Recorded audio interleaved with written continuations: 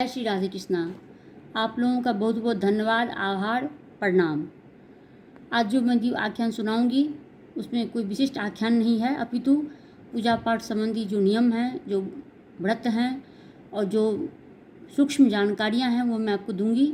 अगर आपको ये सब पसंद आए तो मेरा यूट्यूब पर शिव परिवार धर्म चैनल को सब्सक्राइब कर दीजिए, लाइक कमेंट शेयर कीजिए। फेसबुक पर चैनल को फॉलो कीजिए, वहाँ भी लाइक कमेंट शेयर सब्सक्राइब कीजिए और अपना आशीर्वचन हमेशा के लिए मेरे लिए बनाए रखिए। धन्यवाद।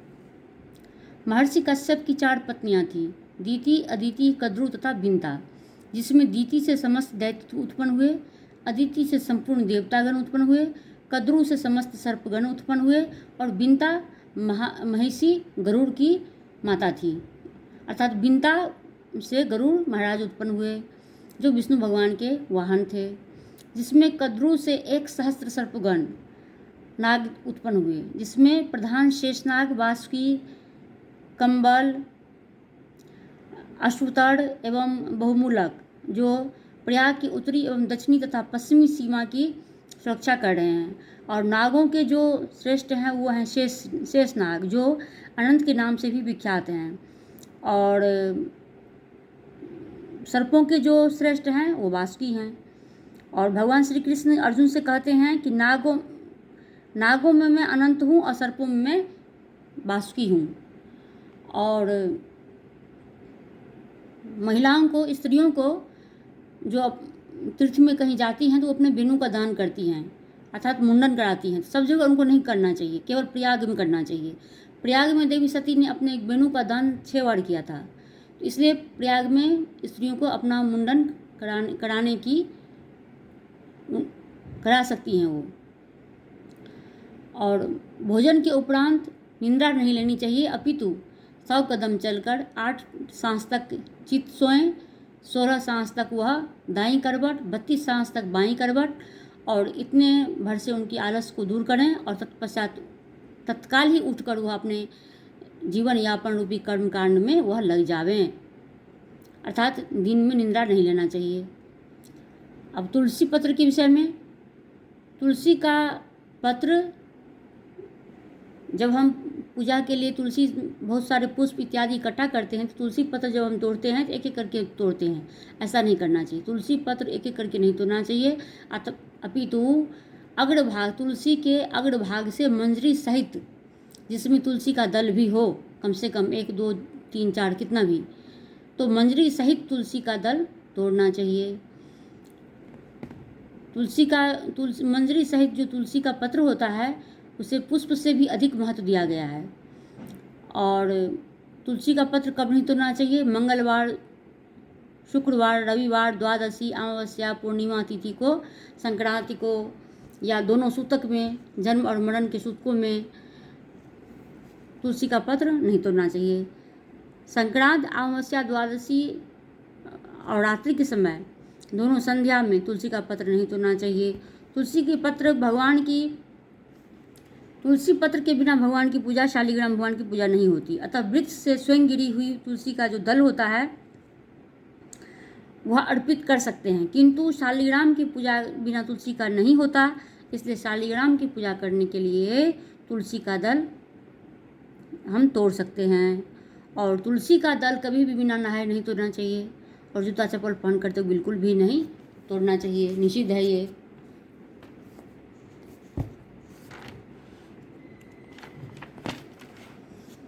अब बिलपत्र के विषय में कि बिलपत्र को कब नहीं तोड़ना चाहिए? चतुर्थी, अष्टमी, नवमी, चतुर्दशी, अमावस्या तिथि को, संक्रांति को, सोमवार को बिलपत्र नहीं तोड़ना चाहिए। किंतु शिवजी को जो बिलपत्र अतिशय प्रिय है, शिवजी को बिलपत्र अतिशय प्रिय है और विष्णु भगवान को तुलसी का दल अतिशय प्रिय है। तो जब पार्थिव शिवलिंग की पूजा के समय किसी ने मुझे कमेंट करके उन्होंने बताया मुझे कि भगवान शिव को तुलसी का दल नहीं चढ़ता है, तो मैं आपको क्लियर भी बता रही हूँ कि भगवान शिव को तुलसी का एक दल और भगवान विष्णु को बिलपत्र का एक पत्र चढ़ता है।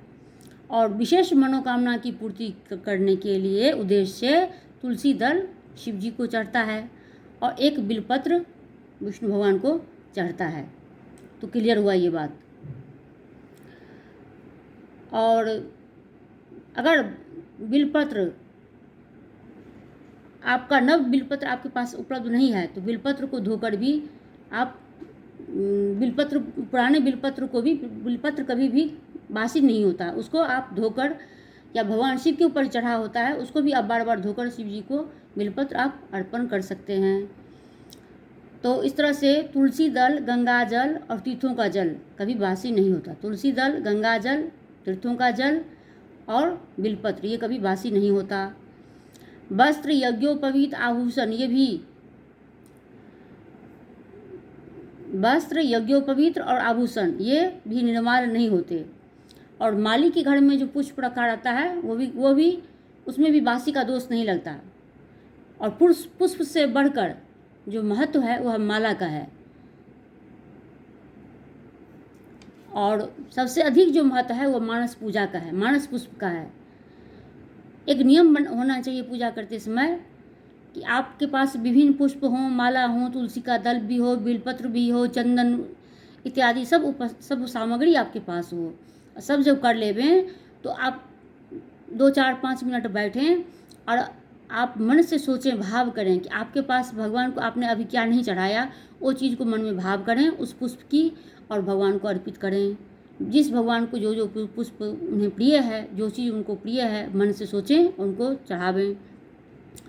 तो मानस पुष्प का ये होता है कि मानस पुष्प में बासी होने का भी कोई प्रकरण नहीं है, इसका कोई भी विधि नहीं है, वह बासी नहीं होता।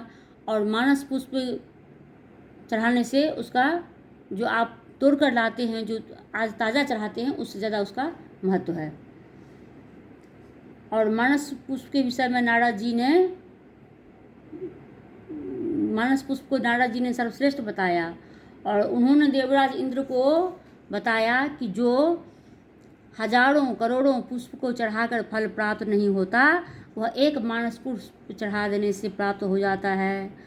और बाह्य पुष्प बासी अथवा निर्माल हो सकता है, किंतु मानस का पुष्प जो है वह निर्माल नहीं होता। ये बात नारद जी ने इंद्र भगवान को कहा है।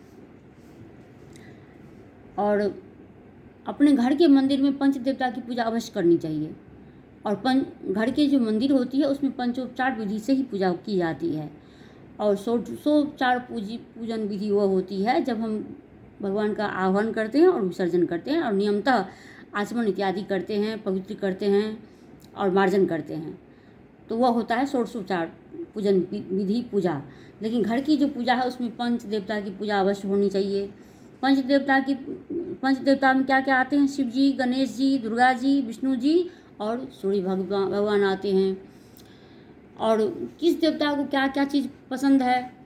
शिव जी को जल की धारा बहुत पसंद है, गणेश जी को दुर्वा और मोदक पसंद है, माँ दुर्गा जी को स्तुति और नैवेद्य में उनको खीर और मालपुआ बहुत पसंद है, विष्णु जी को तुलसी का दल बहुत पसंद है, और पीले रंग का पुष्प और पीले रंग का वस्त्र भी उनको बहुत पसंद है, सूर्य को नमस्कार बहुत पसंद है, अतिशय प्रिय पसंद है। और हाँ, सूर्य नमस्कार के विषय में मैं एक और बात बताऊंगी कि जब सूर्य को जब आप नमस्कार करते हैं तो मध्याह्न काल अथवा सुबह में जब आप खड़े होकर उनको जल दे रहे होते हैं तो आप ये ध्यान रखें कि आपके पैर का पीछे का जो एड़ी का भाग है वो थोड़ा सा एक दायां भाग का ऊपर की ओर उठा होना चाहिए, और आपका शरीर का जो भाग है वो थोड़ा सा आगे नीचे की ओर झुका होना चाहिए। और यह भी ध्यान रखें कि तुलसी की जल की वह धारा सूर्य को जल ताम्रपत्र में रोली, चंदन, अक्षत इत्यादि मिलाकर अगर भगवान को अर्पित करेंगे तो विशेष फलदायी होगा।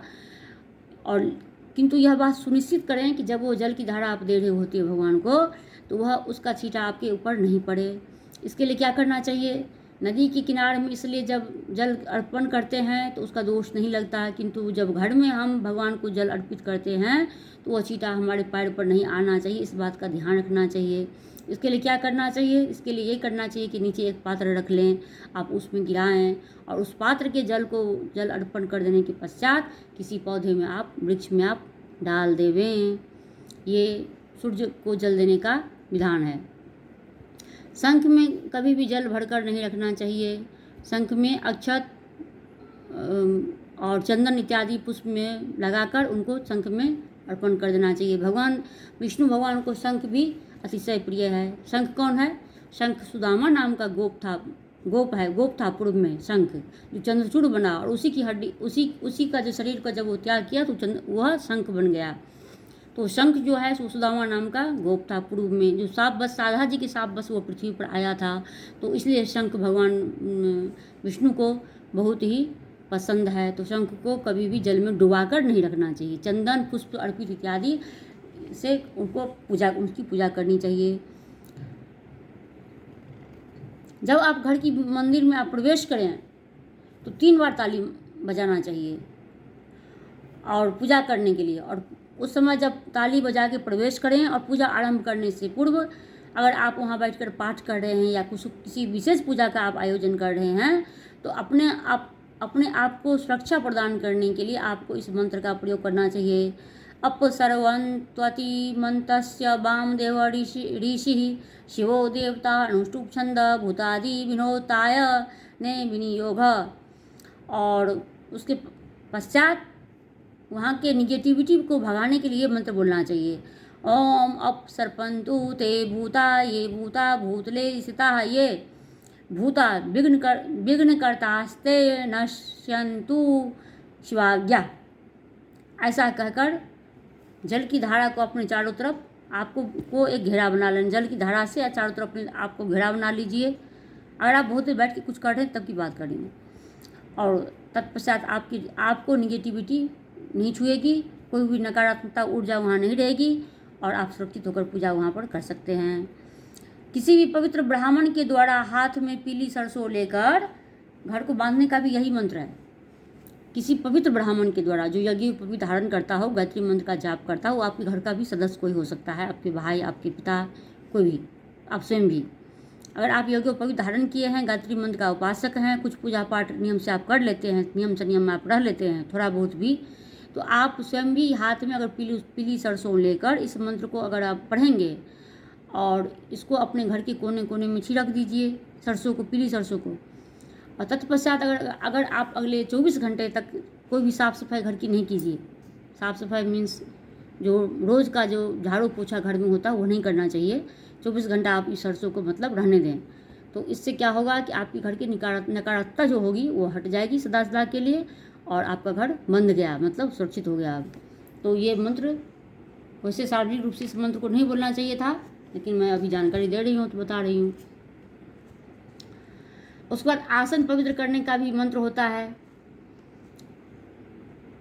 और स्वयं को भी पवित्र करने का मंत्र होता है। अगर आपके घर में पंच देवताओं की मूर्ति नहीं है, पंच देवता आपके पास नहीं है, तो आपको अक्षत पड़ में इन देवताओं का आह्वान करना चाहिए। कुछ अक्षत नीचे डाल दीजिए और इन पंच देवताओं का आप मन से सोच के, मानसा पूजा की बात बोल रही हूँ, तो उससे सोच के उनको आह्वान कीजिए उन पर और पुष्पांजलि उनको अर्पित कीजिए। अक्षत के विषय में ये कहा गया है कि अक्षत जब भी भगवान को चढ़ाएं तो वो साबुत होना चाहिए, अर्थात वो टूटा हुआ नहीं होना चाहिए, किंतु ये असंभव भी नहीं है पर संभव भी उतना नहीं हो पाता। तो क्या करना चाहिए, अक्षत को हमेशा जल से थोड़ा धो देना चाहिए। इससे क्या होता है, उसका दोष जो होता है टूटे होने का वो दूर हो जाता है। और जब भी पुष्प इत्यादि भगवान को, पुष्प अक्षत चंदन इत्यादि जब भी भगवान को आप समर्पित करें तो आप ऐसे समर्पित करें, कैसे, आपके हाथ की अंगूठा और आपके हाथ की मध्य की 2 उंगलियां, एक अनामिका और मध्यमा, ये 3 उंगलियों से भगवान को अक्षत पुष्प इत्यादि अर्पित करें। और भगवान को जब तिलक अर्पित करें तो अनामिका से, स्वयं जब तिलक करें तो अंगूठा से, नीचे से ऊपर की ओर।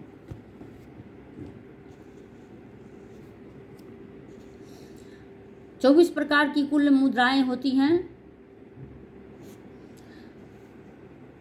और उन मुद्राओं के विभिन्न नाम भी होते हैं। जो शांति मुद्रा, जो पालथी मारकर जो करते हैं, एक पालथी मारकर करते हैं, कमल मुद्रा होती है और बहुत सारी मुद्राएं होती है, निर्वाण मुद्रा होती है। और किसी भी पूजा करने से पहले या मंत्र जाप करने, जो मंत्र जाप खास करके होते हैं, तो मंत्र का जाप अगर आप किसी विशेष उद्देश्य से नित्य करते हैं तो आपका वह जाप की जो प्रक्रिया है वो आपका जप तभी सफल होगा जब आप प्राणायाम करते हैं। प्राणायाम जरूर करना चाहिए। ये गीता में भी इस बात की बहुत बृहत ही चर्चा भगवान करते हैं कि प्राणायाम जरूर करना चाहिए, क्योंकि स्वास्थ्य को ध्यान में रखा गया है। प्राणायाम करना ही चाहिए। प्राणायाम करने की वजह से तो बहुत सारे हैं। प्राणायाम बहुत ही छोटा सा उपाय है मंत्र जाप को सफल करने के लिए, लेकिन ध्यान की बात कही गई है, और ध्यान की बात शिव पुराण में भी कही गई है, देवी भागवत में भी कही गई है, और सभी धर्म ग्रंथों में कही गई है ध्यान की बात। लेकिन ध्यान करने के लिए 10-20 मिनट आपके पास समय होना चाहिए। उतना समय अगर आपके पास नहीं है तो आपको सस्ते में 4-5 मिनट खर्च करके आपको प्राणायाम जरूर करना चाहिए। प्राणायाम कैसे करेंगे? आप कभी भी, जो ब्रह्म मुहूर्त का समय होता है वो सूर्य उदय के 59 मिनट पहले तक का रहता है। ये ब्रह्म मुहूर्त का समय है। अगर 6 बजे सूर्य उदय हो रही है तो आप 4:59 यानी कि 5 में जब 1 मिनट देरी हुआ तब तक का ये ब्रह्म मुहूर्त माना जाएगा। तो इस समय, इस ब्रह्म मुहूर्त में आप आलती पालती मारकर जैसे भी यहाँ बैठ जाएं और शांति की मुद्रा में बैठें आप, और पीठ की रीढ़ की हड्डी जो है वो सीधा रखें, गर्दन को सीधा रखें, और अगर अपने नासिका के अग्र भाग की ओर देखें और शांति से बैठ जाएं 2-4 मिनट के लिए। और निश्चित करें आप मन में, आप सोचें अब यहाँ से ओम का चैंटिंग लें, ओम का उच्चारण करें, ओम ओम,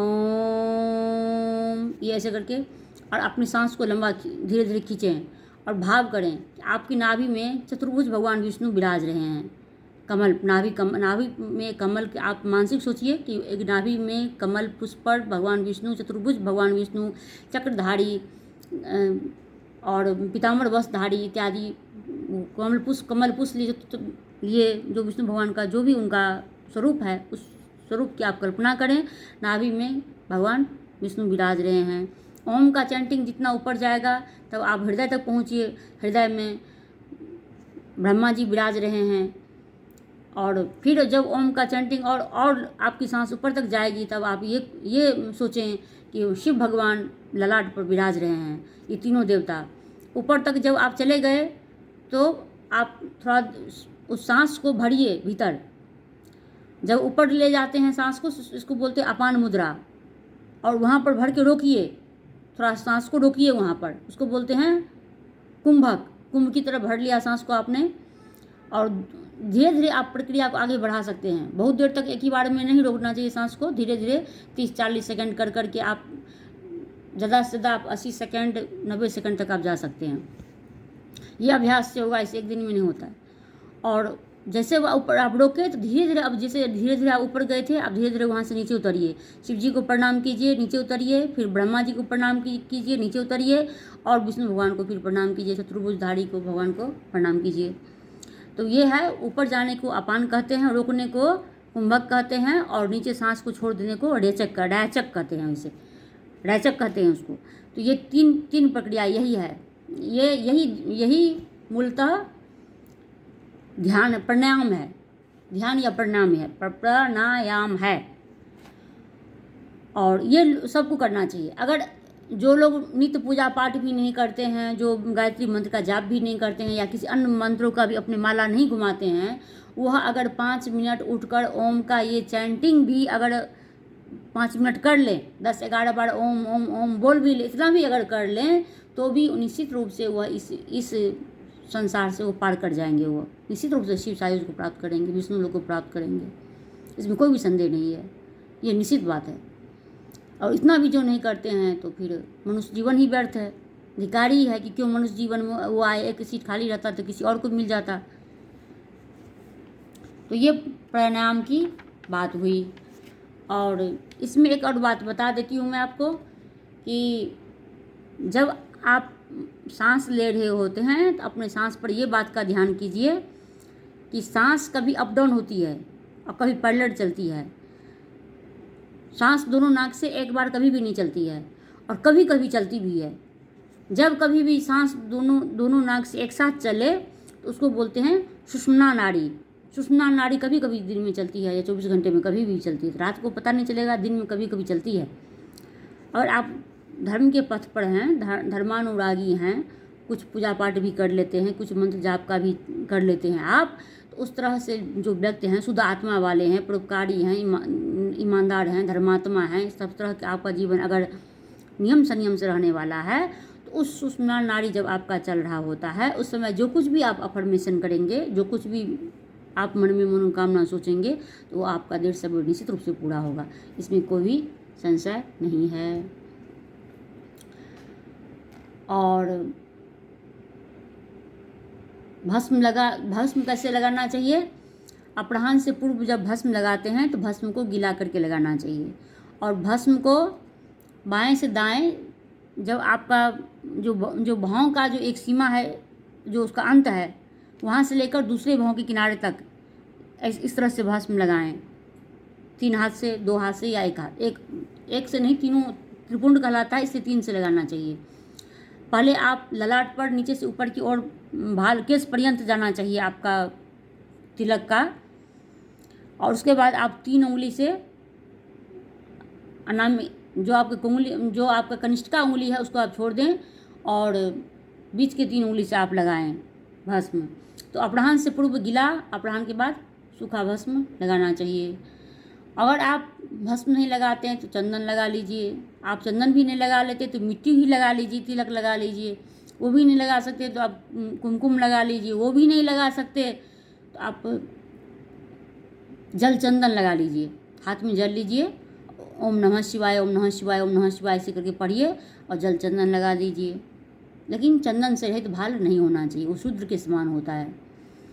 जिस तरह से हम किसी भी शव को छूते हैं और हम अछूत हो जाते हैं, उसी तरह से तिलक से रहित जिसका भाल होता है वो शव के समान होता है। उसको छूने भर से मनुष्य दूषित हो जाता है, इसमें कोई भी संशय नहीं है, सत्य बात है ये, और शिव पुराण में लिखी हुई बात है। तो अगर आपके पास बहुत सारा पुण्य है, तो अगर आपके पास बहुत पुण्य जमा है, आप बहुत पुण्यात्मा हैं, धर्मात्मा हैं, सदमार्ग पर चलने वाला हैं, तो अगर ज़रूरत पड़े आपको तो अपने माता पिता गुरु को आप अपने पुण्य का दान भी दे सकते हैं, इसमें कोई भी संशय नहीं है। और घर में जब कोई पूजा पाठ आप करते हैं तो वो जो दान देते हैं, तो वो जो दान देते समय दाता का मुख जो है पूर्व की तरफ होना चाहिए और ग्रहता का जो है उत्तर की ओर होना चाहिए। आपके मन में भाव में लज्जा होना चाहिए और कातर भाव होना चाहिए, विनम्रता होनी चाहिए दान देते समय कि आपके पास इतना ही है, आप इतना ही दे रहे हैं, ऐसी भाव होनी चाहिए आपकी।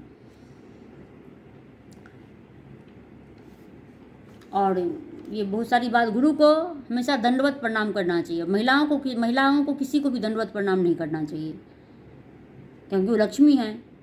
लक्ष्मी कई प्रकार की होती हैं, जो स्वर्ग में रहती हैं वो स्वर्ग लक्ष्मी कहलाती हैं, राजा के जो यहाँ रहती हैं वह राजलक्ष्मी कहलाती हैं, और गृहस्थों के घर में जो रहती हैं वह गृह लक्ष्मी कहलाती हैं। पूरा ही श्रीमद् देवी भागवत महिलाओं के मान सम्मान, स्त्रियों के मान सम्मान से भरा पड़ा हुआ है। स्त्रियाँ जिस रूप में हों, आपकी भारियाँ हों, आपकी बहन हों, आपकी बुआ हों, आपकी बेटी हों, जो कोई भी हों, जिस रूप में हों, आप उनका आदर कीजिए। और निश्चित रूप से अपनी माता पिता को आदर जरूर कीजिए, नहीं तो सब पूजा पाठ आपके व्यर्थ हो जाएगा। माता का आदर नहीं करेंगे तो चंद्रमा खराब होगा, पिता का आदर नहीं करेंगे तो सूर्य खराब हो जाएगा, अपने से बड़े भाई जो पिता तुल्य माने जाते हैं उनका भी आदर नहीं करेंगे तो भी आपका सूर्य खराब हो जाएगा। सबसे बढ़िया है कि अपने माता पिता का, बड़ों का आदर कीजिए, बुजुर्गों का सम्मान कीजिए, उनका आदर कीजिए जितना हो सके। बस इतना सब आचरण में छोटा सा कर लेंगे, इसमें कोई मंत्र जाप करने की ज़रूरत नहीं है, कोई मंदिर में घंटी बजाने की ज़रूरत नहीं है। अपने से बड़ों का आप आदर भर कर लीजिए, महिलाओं का सम्मान कर लीजिए। और जो छोटे होते हैं, छोटी कन्याएं होती हैं, वो देवी स्वर साक्षात देवी होती हैं। जो छोटे बच्चे होते हैं, बाल स्वरूप होते हैं, वो निश्चित रूप से वो बाल कृष्ण भगवान होते हैं, बाल बोध होते हैं। तो सब पूजनीय वंदनीय हैं। घर परिवार में सबको आदर दीजिए, जो जिसके योग्य हैं उनका वह स्थान उनको मिले। आपका सब ग्रह, सब 12 ग्रह आपके अनुकूल चलेगा, और सभी ग्रह आपकी दासियाँ होंगी, और भगवान की कृपा आपके ऊपर ऐसे ही बरसेगी। 10 दिशाओं में आपकी जय जयकार होंगी। अगर आपका सूर्य अच्छा हो गया, मत अपने पिता का आदर कर लिया, सूर्य अच्छा हो जाएगा।